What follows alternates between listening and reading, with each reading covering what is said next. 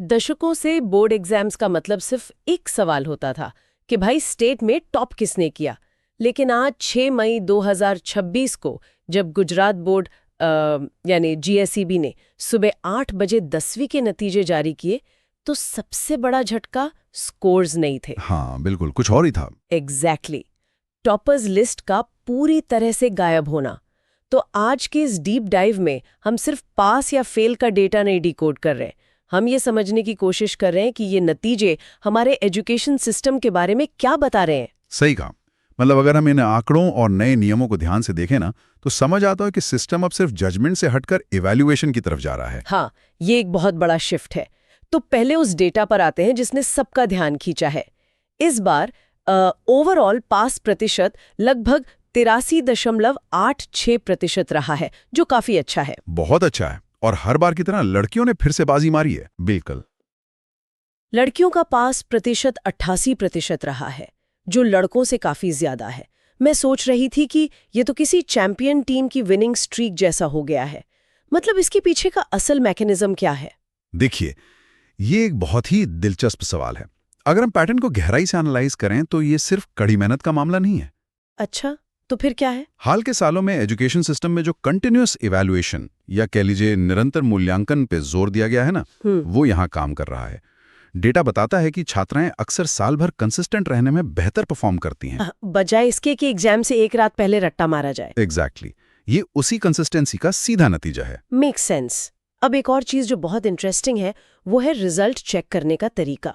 मुझे याद है पहले रिजल्ट के दिन साइबर कैफे के बाहर लाइनें लगती थीं या वेबसाइट क्रैश हो जाती थी। हाँ, वो सर्वर डाउन होने वाला स्ट्रेस। हाँ, लेकिन इस बार वेबसाइट के अलावा बोर्ड लिटरली छात्रों के व्हाट्सएप पर मार्कशीट भेज रहा है।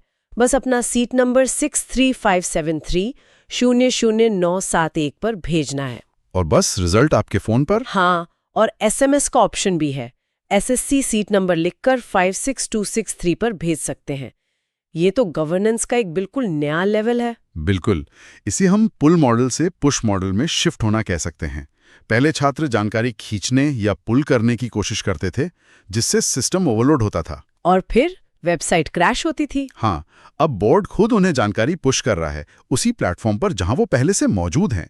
ये स्मार्ट और एफिशिएंट डेटा डिस्ट्रीब्यूशन है। लेकिन स्मार्ट डेटा मैनेजमेंट की बात करें तो बोर्ड ने इस बार एक बहुत बड़ा डेटा पॉइंट रोक लिया है। ऑफिशियली कोई टॉपर्स लिस्ट जारी ही नहीं की गई। हाँ, ये इस बार का सबसे बड़ा बदलाव है। मुझे यहाँ थोड़ी उलझन हो रही है। क्या बोर्ड एग्जाम्स का पूरा इंजन ही कॉम्पिटिशन से नहीं चलता?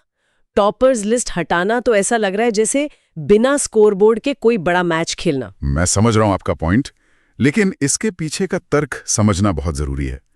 ये मोटिवेशन कम करने के लिए नहीं, बल्कि जो एक टॉक्सिक कंपटीशन बन गया था ना, उसे खत्म करने के लिए है। वो अंधी दौड़ जहां एक की सफलता दूसरे की हार मानी जाती थी। बिल्कुल, टॉपर्स लिस्ट ना निकालकर बोर्ड ये संदेश दे रहा है कि रिजल्ट आपकी खुद की प्रोग्रेस का इंडिकेटर है। ये पेयर कंपैरिजन की जगह सेल्फ इवैल्यूएशन की तरफ एक ठोस कदम है। तो अगर फोकस सिर्फ सेल्फ इवैल्यूएशन पर है, तो जो छात्र इस बार सफल नहीं हो पाए उनका क्या? बिना टॉपर्स लिस्ट के उनका प्रोसेस कैसे काम करेगा? यहीं पर रीचेकिंग और सप्लीमेंट्री एग्जाम्स का कॉन्सेप्ट बदल जाता है। पहले इन्हें एक बैकअप प्लान की तरह देखा जाता था, लेकिन अब ये एक निरंतर सुधार की प्रक्रिया का हिस्सा है। मतलब वो जो वन शॉट जजमेंट का दौर था वो खत्म। हाँ, आप अपनी गलतियों को एनालाइज करें, रीचेकिंग का इस्तेमाल करें या सप्लीमेंट्री एग्जाम देकर बेहतर प्रदर्शन करें। ये फेलियर को एंड पॉइंट की जगह एक फीडबैक में बदल देता है। तो अगर हम इन सारी चीजों को एक साथ जोड़ें, लड़कियों की कंसिस्टेंसी, व्हाट्सएप के जरिए रिजल्ट और ये इटरेटिव लर्निंग, इसका सीधा सा मतलब है कि जीएसईबी ने इस बार तकनीक का इस्तेमाल सिर्फ नतीजे दिखाने के लिए नहीं, बल्कि पूरे प्रोसेस को ज्यादा पारदर्शी और कम तनावपूर्ण बनाने के लिए किया है। बहुत ही बेहतरीन एनालिसिस। जो नतीजे पहले एक डरावने फैसले की तरह लगते थे, वो अब एक यूजर फ्रेंडली प्रोसेस बन गए हैं। और आज के डीप डाइव को खत्म करने से पहले सुनने वालों के लिए सोचने की एक बात। जी बिल्कुल।